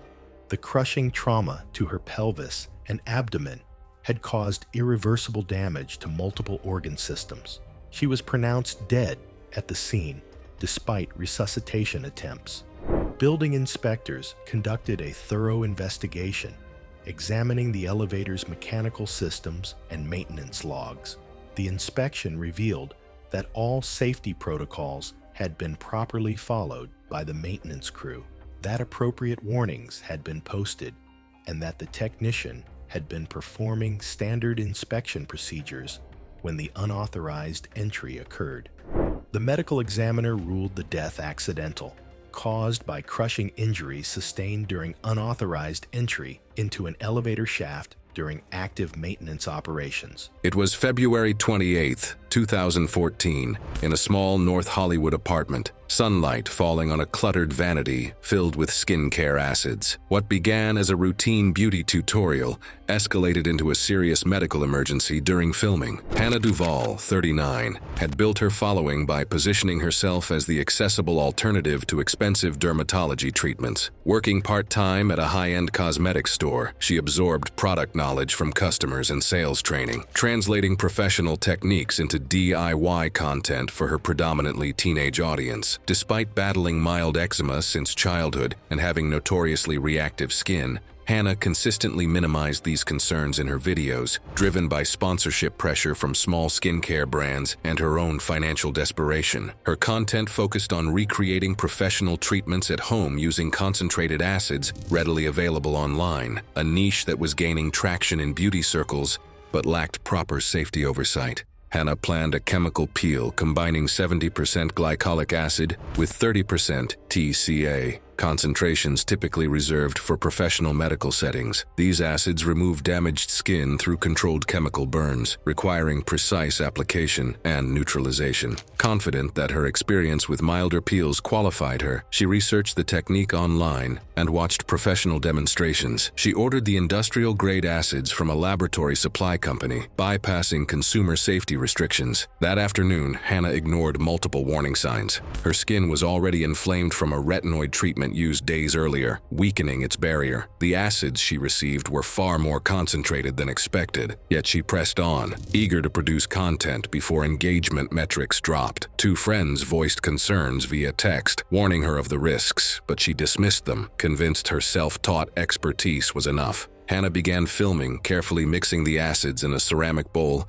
while narrating her technique to the camera. She applied the potent solution across her entire face, including the sensitive eye and lip areas, zones that professionals usually avoid or treat with reduced concentrations. At first, the stinging felt familiar, a sensation she had come to associate with milder peels, and she reassured herself that it was normal. Within minutes, however, her skin turned a deep, angry red, and large blisters began forming across her cheeks, forehead, and jawline. Panicking, Hannah attempted to rinse the acids away with tap water, unaware that leftover makeup, moisturizer, and retinoid residues were worsening the chemical irritation. The pain escalated rapidly, spreading into her scalp and neck, and her hands shook as she tried to wash the solution off. When responders entered the bathroom, they later noted the lingering acidic residue and heavy moisture from continuous rinsing, and her frantic movements spread the exposure to areas she hadn't initially treated. She continued filming while attempting repeated rinses. As the situation escalated beyond her control, neighbors heard shouting and running water and called 911. Through a nearby window, one neighbor saw her rinsing her face while struggling to stay upright. When responders arrived, Hannah was on the bathroom floor with severe chemical burns affecting multiple layers of tissue. Despite emergency care, she later developed complications from the injuries, including severe fluid loss and systemic infection, and died in hospital. The coroner confirmed her death resulted from complications caused by extensive chemical burns. In the aftermath, her case prompted awareness campaigns about the dangers of DIY skincare, scrutiny of chemical suppliers, and informal safety guidelines within the beauty community, though meaningful oversight remained limited for years. It was September 19, 2015, at a county fairground outside Lincoln, Nebraska, where a traveling carnival filled the grounds with spinning rides, diesel generators, and evening crowds moving between booths under string lights. Sienna Palmieri, 21, worked as a shift supervisor at a retail clothing store in a regional shopping mall. Standing 4'11" and weighing about 95 pounds, her petite build had long been a source of insecurity. Friends described her as outgoing but sensitive about her size, often resisting suggestions that certain activities might not suit her stature. That Saturday evening, Sienna attended the fair with her boyfriend of 8 months and several of his longtime friends, most of whom she had only recently met. After spending the afternoon visiting livestock exhibits and playing midway games, the group turned to the carnival rides as night fell. Around 7:30 p.m., they approached a pendulum swing ride near the fair's main entrance. The The pendulum ride used a 60-foot mechanical arm that swung riders in wide arcs to heights of about 70 feet, with outward-facing seats secured by over-shoulder restraints and lap bars. Posted signs required a minimum height of 52 inches and warned that the restraints were designed for average adult builds. During loading, the operator hesitated at Sienna's small frame and warned the restraints might not secure her properly, suggesting she sit out. Sienna's boyfriend insisted she would be fine, and others supported him, calling the concern unnecessary. Facing pressure from the group and a growing line, the operator relented and directed her to a seat near the center. The restraint system consisted of a padded over-shoulder harness that lowered from above and a secondary lap bar that locked across the rider's thighs. The design assumed riders would fill the seat adequately to create secure contact points. When the operator lowered Sienna's harness, visible gaps remained between the padding and her shoulder. The lap bar similarly rested several inches above her thighs. The operator adjusted the restraints to their tightest setting, but could not eliminate the gaps. He paused, then asked Sienna if she felt secure. She insisted she was fine and that the restraints felt tight enough. The operator later told investigators he had voiced concern a second time, but ultimately started the ride after other guests began complaining about the delay. The pendulum began swinging, gradually increasing its arc over several cycles. For the first 30 seconds, Sienna appeared stable in her seat. As the swing's amplitude increased and the arm approached its maximum arc, the forces acting on riders intensified. Witnesses later reported that Sienna's body began shifting within the restraints during the third or fourth full swing. The gaps between her small frame and the padded harness allowed upward movement at the swing's apex, where brief weightlessness reduced the pressure holding her in the seat. On the fifth swing, as the arm reached its highest point, Sienna slipped upward through the gap between the harness and lap bar. Her body separated from the seat entirely and fell approximately 70 feet, striking the fairground pavement near the ride's perimeter fence. Screams erupted from riders and spectators as the operator immediately initiated an emergency stop. The pendulum continued through several diminishing arcs before coming to rest. Carnival staff and fairground security reached Sienna within moments. She was unresponsive and not breathing. Paramedics arrived within 10 minutes and found her pulseless, with injuries incompatible with survival. She was pronounced dead at the scene. The medical examiner ruled the cause of death massive blunt force trauma, including skull fracture, spinal injury, and organ rupture. Investigators found the ride had passed mechanical inspections, but the operator failed to follow guidelines on rider size and restraint fit. The company received citations and suspended operations, and Sienna's family secured a settlement that prompted stricter operator training and enforcement of size restriction. It was March 18, 2016, in a private tasting room tucked into the rolling hills of Napa Valley, California. Afternoon light filtered through floor-to-ceiling windows overlooking dormant vineyards as a small, exclusive group gathered for a reserved showcase.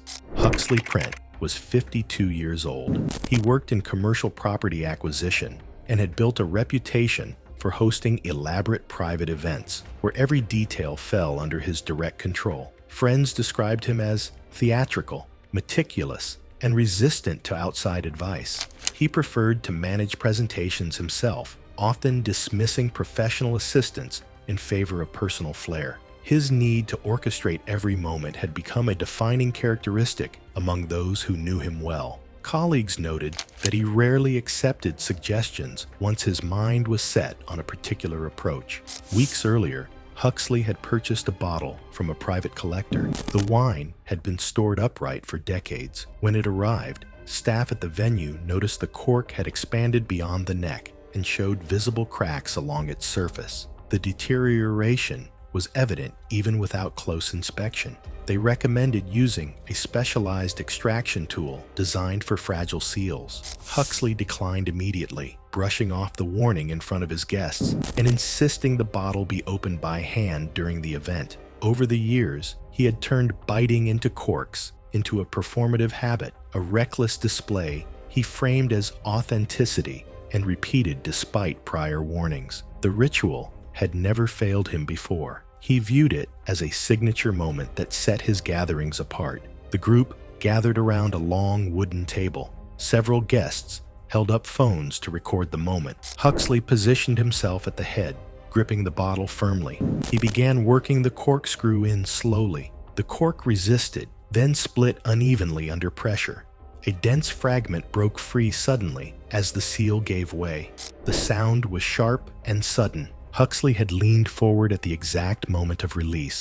The piece entered his open mouth. Reflexively, he bit down. The fragment slid backward into his airway and lodged completely, sealing the trachea. His expression shifted immediately. He reached for his throat and staggered sideways, striking the edge of the table with his shoulder. The bottle fell and shattered on the floor. Two guests moved toward him.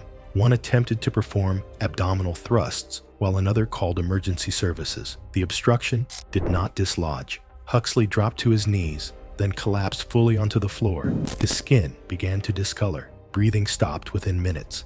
The room fell silent except for the voice on the phone line guiding the attempts at assistance. Paramedics arrived approximately 12 minutes after the initial call. They used forceps to remove the cork fragment from the airway. No pulse was detected. Resuscitation efforts continued for several minutes, but produced no response. He was pronounced dead at the scene. The recordings captured by guests were reviewed during the investigation. They confirmed the sequence of events from the moment the cork broke to the collapse. The medical examiner determined the cause of death to be complete airway obstruction due to accidental choking. The cork fragment measured roughly 1 inch in length and had wedged in a position that prevented any airflow. Witnesses reported that the entire incident unfolded in less than 4 minutes from the moment the cork broke to the final collapse. The venue was cleared and secured for documentation. The case was ruled accidental. No further action was recommended. It was October 17, 2020,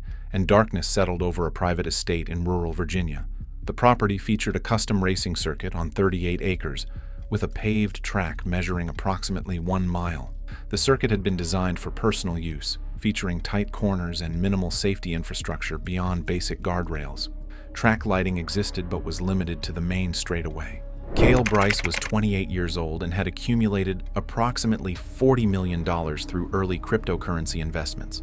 Friends described him as intensely competitive and prone to risk-taking, someone who equated wealth with invincibility. He had purchased the estate 18 months earlier, specifically for the racing circuit and collecting high-performance vehicles, spending considerable time driving despite having no formal racing training or professional instruction. 1 week earlier, he had taken delivery of a McLaren 720S capable of speeds exceeding 200 miles per hour. The vehicle represented cutting-edge performance engineering designed for experienced drivers, with handling characteristics requiring specific skills to manage safely at high speeds. That evening, Cale had been alone at the estate after returning from dinner. He posted to social media around 8:30, stating his intention to test the McLaren and filming a brief video showing the dashboard lights. Data later recovered from the vehicle's event recorder showed he entered the track shortly before 9. The weather was clear with mild temperatures. No mechanical issues were detected with the vehicle. The event recorder documented a series of laps at progressively increasing speeds, showing him building confidence. Telemetry indicated he completed 4 laps, with top speeds reaching 138 miles per hour on the straightaway. On the 5th lap, data showed him approaching a tight left-hand corner at the far end at approximately 106 miles per hour, significantly faster than previous passes. The corner required heavy braking and precise turning input, complicated by limited lighting and unfamiliar handling. Telemetry showed late braking, followed by abrupt steering input. The vehicle's rear end lost traction, initiating a spin. Data indicated the car rotated roughly 180 degrees, while continuing forward off the track into an area bordered by concrete barriers. Impact occurred at an estimated 73 miles per hour, with the driver's side striking the barrier at an oblique angle. The collision triggered the vehicle's automatic emergency notification system, transmitting GPS coordinates to a monitoring service. Emergency responders were dispatched and arrived approximately 22 minutes later, requiring additional time to locate the crash site on the large property. Paramedics found the vehicle severely damaged, with the driver's compartment compromised. Cale was unresponsive with airbags deployed. Extrication required mechanical cutting tools and took nearly 40 minutes. He showed no signs of life when removed. The examiner determined death resulted from catastrophic traumatic brain injury with skull fractures and extensive intracranial hemorrhaging, despite helmet use. Additional injuries included cervical spine fractures and severe chest trauma. Investigators reviewed event recorder data and determined speed was inappropriate for the coroner and that limited visibility had caused loss of control. No mechanical defects or impairment were detected. The family sold the estate within 4 months. It was April 19th, 2015. The morning air on a private wooded property outside Eugene, Oregon was mild and still, perfect conditions for clearing trees. Marla Song, a 41-year-old homemaker with no logging experience, stood 30 feet from a towering Douglas fir. Her smartphone held steady as her neighbor prepared to fell the massive tree. What should have been a routine property maintenance task would become one of the most preventable fatalities in amateur tree removal history. Marla had spent the past 3 years building a modest following on social media platforms, documenting her rural lifestyle with carefully staged photos and videos of farm animals, garden harvests, and property projects. She had no professional photography training, but took pride in capturing dramatic angles that generated engagement. Friends described her as determined and image-focused, someone who spent considerable time planning shots rather than participating in actual work. Her feed showed hundreds of carefully composed images, many requiring her to position herself in dangerously exposed locations for optimal framing. That morning, her neighbor had hired a local handyman service to remove several dead trees, threatening both properties. The crew used consumer-grade chainsaws and basic protective equipment, including helmets, eye protection, and chaps. Tree felling requires understanding weight distribution, lean direction, and the unpredictable behavior of splitting wood under tension. Even experienced loggers maintain strict safety zones extending twice the tree's height in all directions. A 90-foot Douglas fir demands a minimum 180-foot clearance radius, which was not fully observed that morning. The handyman made his initial directional cut, then began the back cut that would release the tree. Marla positioned herself directly in line with the trunk's base, insisting the straight-down perspective would create compelling footage. The crew supervisor told her twice to move behind the marked safety line. Marla waved him off both times, stating she wanted the unobstructed shot and would move when necessary. Her camera remained focused on the cutting operation from her dangerous vantage point. The handyman completed his back cut and stepped away quickly, shouting the standard timber warning. The massive trunk began its descent away from Marla's position as planned, the directional cuts working exactly as intended. For 3 seconds, everything proceeded normally. Then undetected internal decay that a cursory inspection missed caused the trunk to split along a hidden fault line. Physics and gravity took over instantly. The upper 60-foot section separated completely, the hinge failed catastrophically, and the upper section swung unpredictably before collapsing straight down. Marla's camera captured the dark mass of bark and wood filling her frame in the final half-second before impact. The section, estimated to weigh several thousand pounds, dropped straight down onto her shoulders and upper chest, the force driving her backward and causing catastrophic thoracic and spinal compression. Her body disappeared beneath the timber as her phone skittered across forest floor. The handyman called emergency services immediately. Responders arrived within 12 minutes but could not access Marla's body without heavy equipment to lift the massive section. Sheriff's deputies secured the scene while a contracted logging company brought a mobile crane, reaching her 40 minutes after impact. She was pronounced dead at the scene after extraction. Injuries were incompatible with survival. The county sheriff's department seized Marla's phone and examined its metadata. The footage showing verbal warnings and her refusal to relocate was included in the official investigative report. Investigators found no criminal negligence on the part of the property owner or the handyman service. It was March 18, 2018, on Provincial Highway 214 in Hunan Province, China. Evening traffic moved steadily as 38-year-old delivery dispatcher Chen Wei drove toward his daughter's after-school tutoring center along a route he followed every weekday. Chen had worked for a regional logistics company for 12 years, coordinating shipments and managing driver schedules. Colleagues described him as the kind of person who ate lunch at the same time every day and drove the exact speed limit. His life revolved around routine, work, family, and the daily drive to collect his 10-year-old daughter from tutoring sessions that ended at 7:30 every weeknight. He drove a 7-year-old sedan that he maintained obsessively, changing the oil precisely every 3,100 miles. Highway 214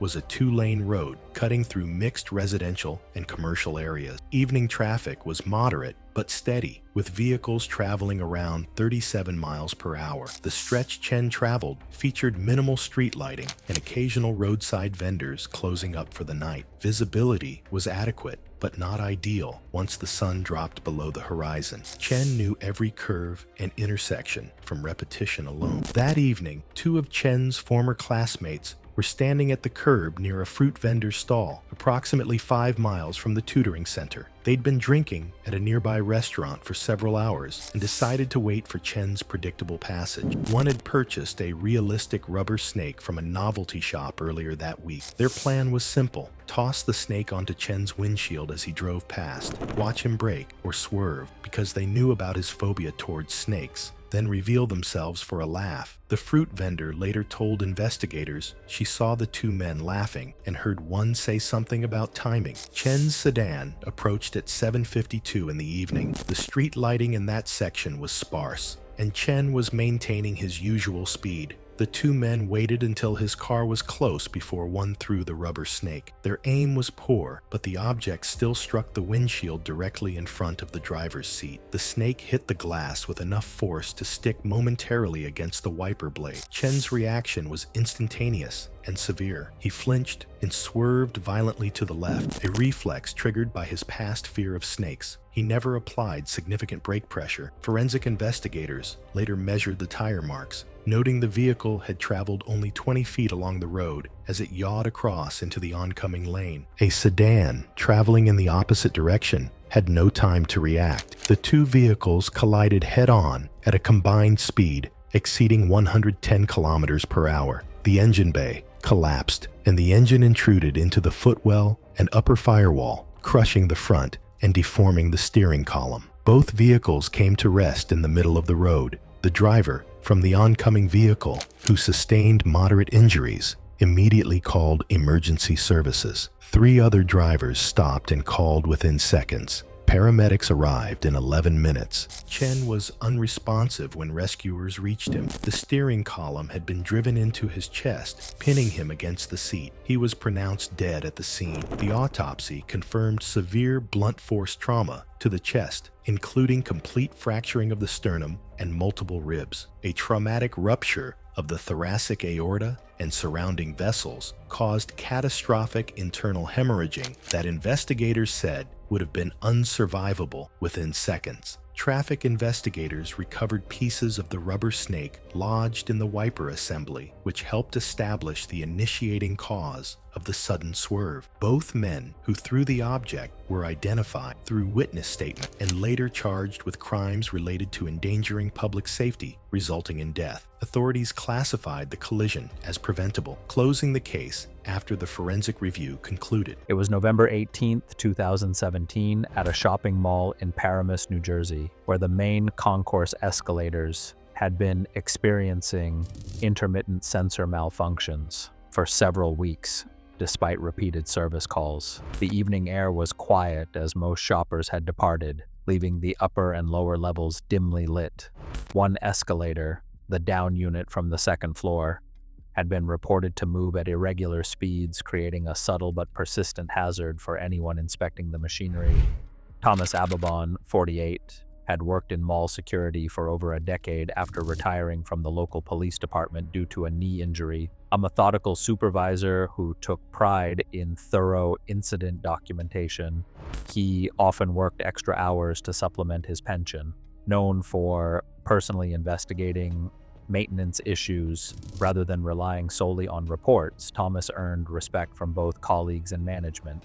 On this night, he was conducting his routine inspection of the escalators, aware that delayed repairs had left several units operating in a compromised state. Escalators operate through a continuous loop of metal steps attached to chains moving over sprockets at top and bottom landings. Safety sensors are designed to detect obstructions and automatically stop the mechanism when foreign objects enter the step gaps or side panels.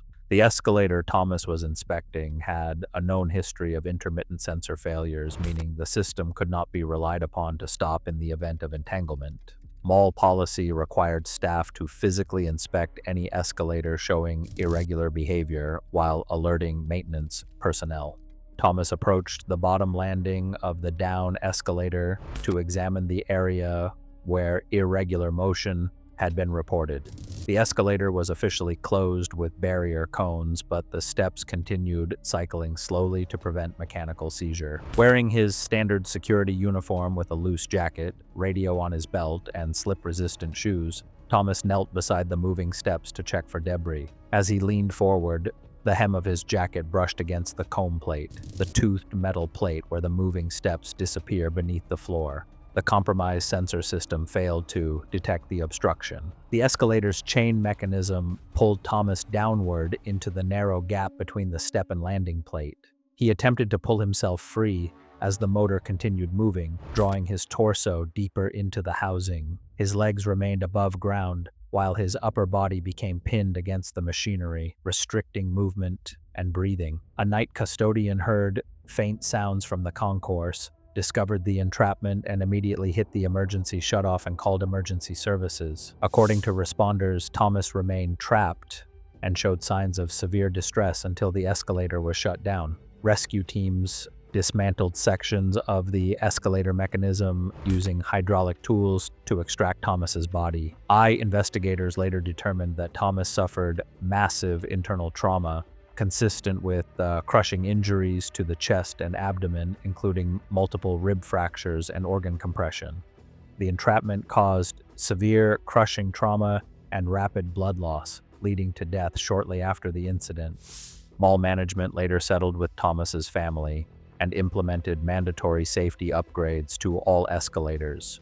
Workplace safety authorities cited the facility for violations and required enhanced inspection protocols. Thomas's family used the settlement funds to support his daughter's college education, 14, in a quiet suburban home in Columbus, Ohio. Afternoon light filtered through the kitchen as lunch was prepared, while outside the neighborhood moved through an ordinary spring day, masking a long simmering family conflict inside the house. Samantha Hall, 32, was a kindergarten teacher known for her structured routines and steady temperament. She lived in the home with her 5-year-old daughter, Emily, and her elderly mother, whom she cared for daily. Family life followed predictable rhythms, meals prepared at the same times, schoolwork handled at the kitchen table, and afternoons spent balancing childcare and household responsibilities. That stability had been strained over the previous year by disputes involving Samantha's estranged sister-in-law, Veronica Hall, 29. Arguments over inherited property and shared finances had grown increasingly bitter, often unfolding during tense family gatherings. Veronica felt sidelined and publicly embarrassed during these disputes, believing Samantha had influenced other relatives against her. While contact between the two women had become limited, resentment lingered unresolved. Earlier that afternoon, Veronica arrived at the house under the pretense of visiting Emily. The visit appeared ordinary. She spoke politely with Samantha, moved through the kitchen without drawing attention, and remained present as lunch preparations continued. Investigators would later determine that the visit had been planned in advance, timed to coincide with Samantha's routine, and her divided attention between her daughter and mother, Veronica was familiar with Samantha's habits, how she prepared meals while supervising Emily, how she moved between the kitchen and dining area, and how drinks were often poured and left on the counter during meal setup. She positioned herself nearby, remaining inconspicuous as Samantha continued with lunch preparations. Her behavior did not raise concern at the time. As lunchtime approached, Samantha called Emily to wash her hands and poured herself a glass of lemonade from a pitcher on the counter. She drank from it briefly, then returned to arranging plates and food. Within a short period, she began to feel unwell. She paused, steadying herself against the counter as dizziness set in. Her movements slowed, and she appeared confused. The symptoms worsened rapidly. Samantha attempted to walk toward the dining area, but lost her balance and collapsed onto the kitchen floor. Emily screamed and ran toward her mother, drawing the attention of nearby family members. Veronica remained in the room briefly as Samantha's condition deteriorated, then left quietly before emergency responders arrived. Paramedics were called within minutes. Despite immediate medical intervention, Samantha was pronounced dead at the scene. There were no signs of physical struggle or external trauma. The suddenness of the collapse prompted a full medical investigation. Toxicology testing later confirmed that Samantha died from acute chemical poisoning, resulting in organ failure consistent with ingestion of a toxic substance. The findings indicated the substance had been consumed unknowingly and acted over a short period, leaving little opportunity for effective treatment. The death was ruled a homicide. Investigators traced responsibility to Veronica Hall through witness accounts, access timelines, and evidence of advanced planning, cited by prosecutors in support of a first-degree murder charge. During interrogation, Veronica admitted to deliberately harming Samantha, citing prolonged resentment over family disputes and perceived humiliation. She was charged with first-degree murder and later convicted, receiving a sentence of life imprisonment without parole. Authorities formally classified Samantha Hall's death as a deliberate, targeted act of revenge carried out within the family home. It was March 2016,